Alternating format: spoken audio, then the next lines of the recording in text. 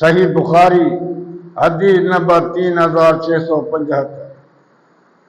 اس حدیث میں اللہ کے رسول صلی اللہ علیہ وسلم کا رتبہ ہے کیا میرے محبوب کا چاند ہے، اور اللہ نے کیا ساتھی دیے جو صحابہ کرام کا چاند، کیا اللہ نے بتایا، اللہ کے محبوب نے بتایا۔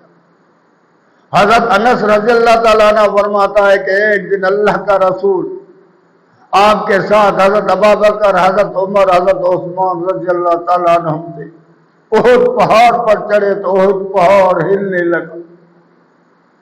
اللہ کے رسول صلی اللہ علیہ وسلم نے فرمایا اسبت احد، ٹھہر جاؤ احد، سکون اختیار کر۔